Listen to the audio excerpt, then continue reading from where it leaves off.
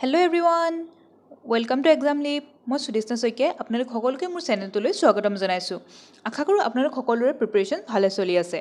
আজি মই আপোনালোকৰ লগত ছেকেণ্ড পাৰ্টটো ডিছকাছ কৰিম, মানে part 2 of the MCQ series for the DHS and DME এক্সামৰ কাৰণে। চ' আমি অলৰেডি পাৰ্ট 1টো আপলোড কৰি থৈছোঁ, আপোনালোকে আশা কৰোঁ সকলোৱে চাইছে, আৰু যদি চোৱা নাই সেইটো ভিডিঅ' চাবলৈ নাপাহৰিব। চ' আমি এই ছিৰিজটোৰ জৰিয়তে MCQ ফৰ্মত কুৱেশ্যন আনচাৰখিনি আমি নিজে ৰিকল কৰিবলৈ চেষ্টা কৰিম, য'ত DHS আৰু DME কাৰণে মানে ইম্পৰ্টেণ্ট হৈ পৰিব এইখিনি ছিৰিজ। চ' আপোনালোকে ভিডিঅ'খিনি মিছ নকৰিব আৰু শেষলৈকে চাব, লগতে চেনেলটো ছাবস্ক্ৰাইব আৰু ভিডিঅ'টো লাইক কৰি যাবলৈ নাপাহৰিব। চ' আজি ছেকেণ্ড পাৰ্টত কুৱেশ্যন নম্বৰ 26ৰ পৰা ডিছকাছ কৰিম। যিহেতুকে মই অলৰেডি কৈছোঁ এটা পাৰ্টত আমি 25টাকৈ কুৱেশ্যন ডিছকাছ কৰিম। ফাৰ্ষ্ট 25টা কুৱেশ্যন আমি অলৰেডি ডিছকাছ কৰিলোঁ। নেক্সট কুৱেশ্যন নম্বৰ 26ৰ পৰা আজি ডিছকাছ কৰোঁ।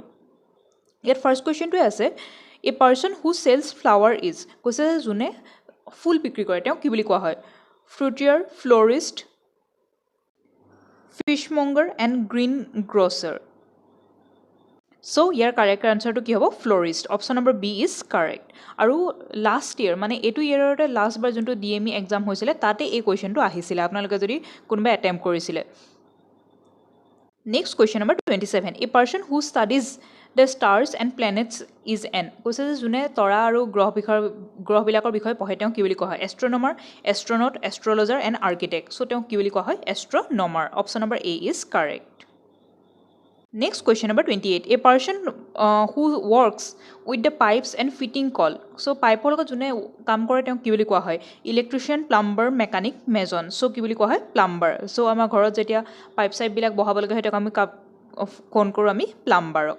চ' তেনেকৈ ইলেক্ট্ৰিকৰ কাম যোনে কৰে তেওঁক আমি কি বুলি কওঁ? ইলেক্ট্ৰিচিয়ান। আৰু মেকানিক মানে যি বস্তু কিবা কিবি বেয়া হ'লে মেচিনৰ যোনে ভাল কৰে তেওঁক আমি কি বুলি কওঁ? Mechanic. Next question number 29, A person who treats animals is a, কৈছে যোনে জীৱ জন্তুৰ মানে বেমাৰ আজাৰ ভাল কৰে তেওঁক কি বুলি কোৱা হয়? Doctor, surgeon, veterinarian and midwife. So' কি বুলি কোৱা হয়? Veterinarian. Next question number 30, what is a person who sells meat, কৈছে যোনে মাংস বিকে তেওঁক কি বুলি কোৱা হয়? ফিছমংগাৰ, বাটচাৰ, বেকাৰ এণ্ড গ্ৰ'চাৰ। চ' কি বুলি কোৱা হয়? Butcher. Option number B is correct. Next question number 31, a person who makes furniture and works with the wood is called, কৈছে যোনে ফাৰ্নিচাৰ বনায়, আচবাব বনায় আৰু যোনে কাঠৰ লগত কাম কৰে তেওঁক কি বুলি কোৱা হয়? মেজন, কাৰ্পেণ্টাৰ, ব্লেকস্মিথ আৰু গ'ল্ডস্মিথ। চ' তেওঁক কি বুলি কোৱা হয়? Carpenter. Option number B is correct.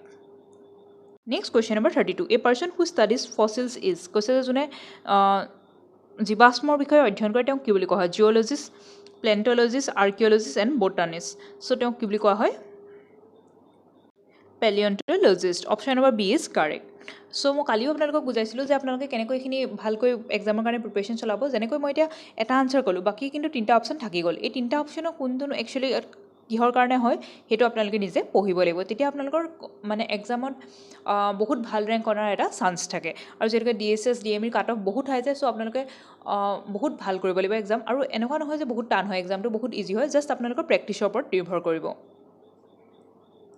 Next question number 33, a person who makes clay pots is a, কৈছে যে যোনে মাটিৰ বাচন বৰ্তন বনায় তেওঁক কি বুলি কোৱা হয়? ব্লেকস্মিথ, পটাৰ, মেজন এণ্ড ৱেভাৰ। চ' কি বুলি কোৱা হয়? পটাৰ, যোনে পটছ বনায়। Option number B is correct. Next question number 34, what is a person who sells fish, যোনে মাছ বিক্ৰী কৰে তেওঁক কি বুলি কোৱা হয়? Fishermen, ফিছমংগাৰ, চেইলাৰ, marine. চ' কি বুলি কোৱা হয়? Fishmonger. Option number B is correct. Next question number 35, a person who writes poetry, কৈছে যোনে কবিতা লিখে তেওঁক কি বুলি কোৱা হয়? Author, poet, editor, journalist. তেওঁক কি বুলি কোৱা হয়? Poet. Option number B is correct. আৰু অলৰেডি মই ইয়াত জনাই থৈছোঁ যে এইটো আমি যিহেতুকে MCQ ছিৰিজ চলাইছোঁ, চ' আপোনালোকক ইয়াত মই বহুত ব্ৰিফলি আনচাৰখিনি কৈ গৈছোঁ, কিন্তু ইয়াৰ এটা ডিটেইল ভিডিঅ' অলৰেডি আপলোডেড আছে। চ' মোৰ চেনেলত গৈ আপোনালোকে সেই ভিডিঅ'খিনিও ৰিফাৰ কৰিব পাৰিব। Next question number 36, A person who studies human mind, কৈছে যোনে মানুহৰ ব্ৰেইনৰ বিষয়ে পঢ়ে তেওঁক কি বুলি কোৱা হয়? Pathologist, psychologist, physiologist and physician. So' কি বুলি কোৱা হয়? Psychologist. Option number B is correct. Next question number 37, what is a person who shapes metal objects called, কৈছে যে মেটেল অবজেক্টবিলাকক যোনে শ্বেপ দিয়ে তেওঁক কি বুলি কোৱা হয়? গ'ল্ডস্মিথ, ব্লেকস্মিথ, চিলভাৰস্মিথ, আইৰণ মংগাৰ। চ' কি বুলি কোৱা হয়? Blacksmith. Option number B is correct.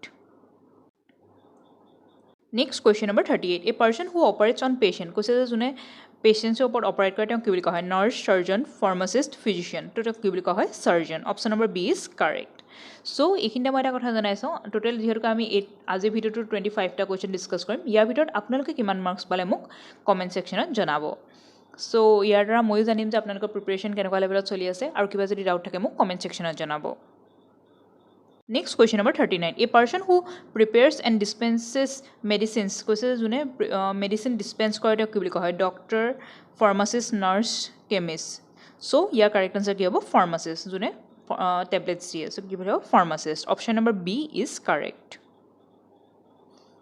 Next question আছে option question number 40 what is a person who flies an aircraft call so aircraft solo মানে কি বুলি কোৱা হয় driver pilot astronaut and captain so কি বুলি কোৱা হয় pilot option number b is correct next question number 41 a person who investigates crimes crime is a কৈছে যোনে কিবা ক্ৰাইম এটা ইনভেষ্টিগেট কৰে তেওঁ কি বুলি কোৱা হয় লয়াৰ ডিটেকটিভ জাজ soldier so কি বুলি কোৱা হয় detective option number b is correct next question number 42 a person who rides horses in races কৈছে যোনে ঘোঁৰা দৌৰাই ৰেচত তেওঁ কি বুলি কোৱা হয় rider jockey stableman and groom so মনত ৰাখিব যোনে ঘোঁৰা দৌৰাই তেওঁ কি বুলি কোৱা হয় jockey option number b is correct next question number 43 a person who takes care of the forester যোনে দেখভাল কৰে যোনে স্বাস্থ্য কৰে তেওঁ কি বুলি কোৱা হয় জু কিপাৰ ফৰেষ্টৰ গাৰ্ডেনাৰ আৰু এটা সাপোজ কৈ দিয়ক আপোনালোকে ফাৰ্মাৰ so কি বুলি কোৱা হয় কাৰেক্ট আনসাৰটো আপোনালোকে ক'ব পাৰিবনে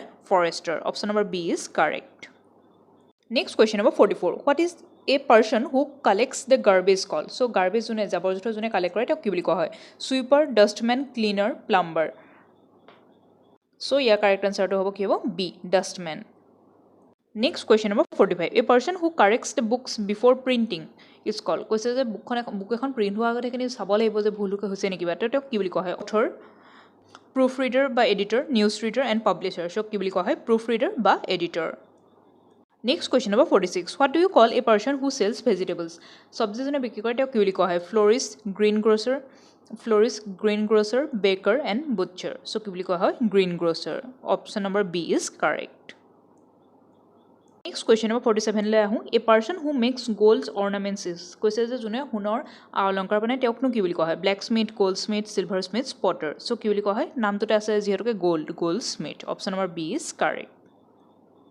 Coincidentally মই অথনিৰ পৰা গোটেইখিনি অপশ্যনৰ কাৰেক্ট আনসাৰ বি তে কৈ আছোঁ কিন্তু এইটো বুলি নাভাব যে এইটোৰ আনসাৰ বি হ'ব বুলি সো আনসাৰটো ভালদৰে ভাবি চিন্তি ক'ব question number 48 A person who studies the weather is কৈছে যে যোনে বতৰৰ বিষয়ে পঢ়ে তেওঁক কি বুলি কোৱা হয় জিঅ'লজিষ্ট মেটেৰিয়লজিষ্ট এষ্ট্ৰনমাৰ এণ্ড বটানিষ্ট সো কি বুলি ক'ব একচুৱেলি ইয়াৰ কাৰেক্ট আনসাৰটো আপোনালোকে জানেনে বাৰু কি কয় metallurgist option number B is correct ইয়াতো বিটোৱে কাৰেক্ট হয় Next question number 49. What is person who's build walls and houses called?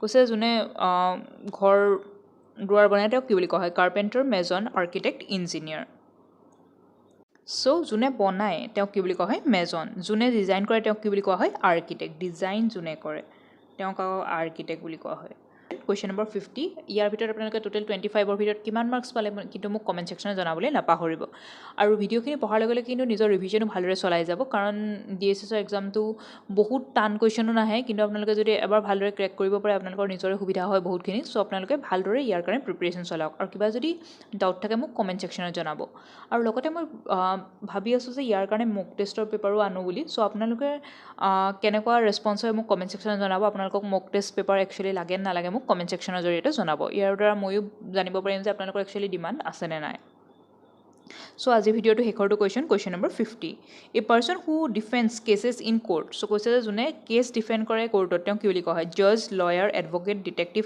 পুলিচম্যান so কি বুলি কোৱা হয় লয়াৰ বা advocate option number B is correct আৰু যোনে ফাইনাল ৰাইডানটো দিয়ে তেওঁ কি বুলি কোৱা হয় জাজমেন্টটো দিয়ে তেওঁ আমি কি বুলি কোৱা জাজ আৰু যোনে ইনভেষ্টিগেট কৰে তেওঁ কি বুলি কোৱা হয় ডিটেকটিভ আৰু যোনে মেইনলি ৰুল ল এণ্ড অৰ্ডাৰ মেইনটেইন কৰে তেওঁ আমি কি বুলি কওঁ পুলিচম্যান সো আজি ভিডিওটোৰ কাৰণে ইমানেই আছিল আশা কৰো সকলোৱে ভালদৰে প্ৰিপাৰেচন চলি আছে নেক্সট ভিডিওত পুনৰ লগ পাম তেতিয়ালৈকে থ্যাংক ইউ ফৰ ওয়াচিং